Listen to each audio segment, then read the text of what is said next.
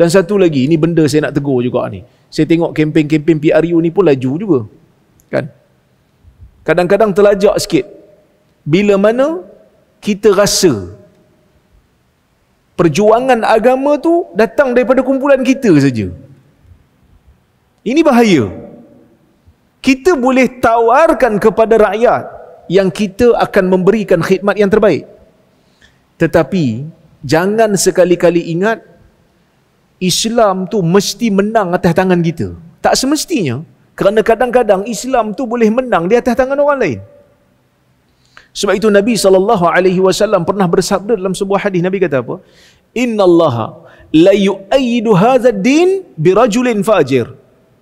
Allah Subhanahu wa taala memenangkan, boleh jadi memenangkan agama ni dengan seorang lelaki yang jahat. Maksudnya dia tu jahat, tapi boleh jadi Islam menang di atas tangan dia. Nak bagi tahu apa? Nak bagi tahu supaya kita yang tak berapa nak jahat ni, ada orang jahat lagi pada kita kan, tapi ini bukan wujud. Tapi kadang-kadang kita rasa aku bagus lagi kot. Kadang-kadang ada rasa tu. Kan, kumpulan aku bagus lagi kot, parti aku Islamik lagi kot. Kadang-kadang kita rasa kitalah yang paling Islamik, orang lain buat semua tak Islamik. Tolak terus. Sedangkan kebenaran itu boleh datang daripada mana-mana pun. Kan? Islam tidak terkurung dalam satu mazhab fiqh. Kebenaran boleh datang daripada mazhab Hanafi, kebenaran boleh datang daripada mazhab Maliki, kebenaran boleh datang daripada mazhab Syafi'i, kebenaran boleh datang daripada mazhab Hambali. Kadang-kadang dalam masalah ni Hambali betul, kadang-kadang dalam masalah ni Syafi'i betul, kadang-kadang dalam masalah ni Maliki betul, kadang-kadang dalam masalah tu Hanafi betul. Maksudnya kebenaran ni boleh datang daripada mazhab yang pelbagai. Takkanlah dalam mazhab yang lebih besar daripada kumpulan parti pun kadang-kadang kebenaran tak datang di atas sekolah pemikiran dia. Takkan Islam ni terkurung ataupun terhimpun hanya pada satu kumpulan parti saja. Ni bukan kempen politik dah, tapi nak bagi seimbang kepada pengikut-pengikut. Ini bukan saya nak tegur sangat orang bertanding ni. Orang bertanding memang nak sokongan, tapi kadang-kadang orang yang pengikut ni lebih-lebih kadang-kadang. Sampai satu video kat saya kemarin. Satu video rakaman, tak tahulah bila ucapan tu. Nampak video macam lama, tapi dia berceramah. Dia kata mati dalam solat tu bagus, tapi mati dalam mesyuarat parti dia lagi bagus. Hang punya gebang.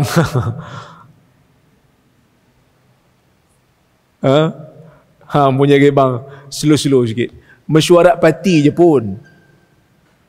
Kan, takkan nak cerita mesyuarat parti tu macam ribat fi sabilillah.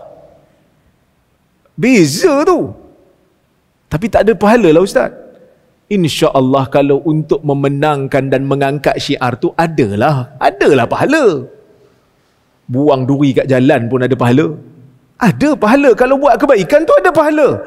Tapi jangan overclaim. Itu saja saya minta. Jangan overclaim.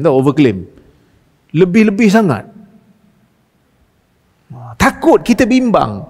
Lama-lama dia akan jadi satu doktrin. Ya? Dia akan jadi satu doktrin. Apa dia?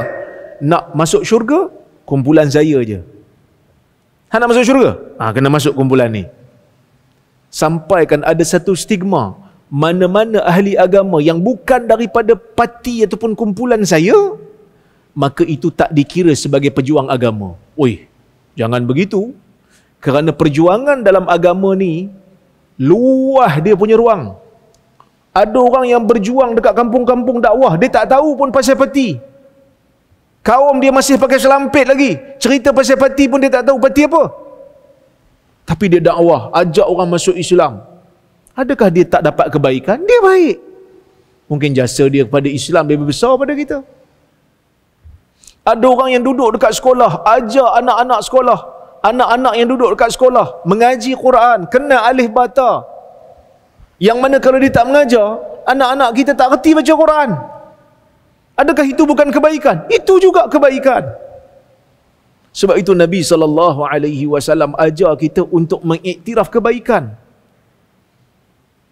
Sebab tu Nabi sebut tentang imatatul adha 'anit tariq, buang duri, buang kotoran daripada jalan. Itu juga satu benda baik. Supaya kita melihat kebaikan itu dengan seimbang. Dia mungkin boleh buat kebaikan walaupun dia bukan daripada puak saya.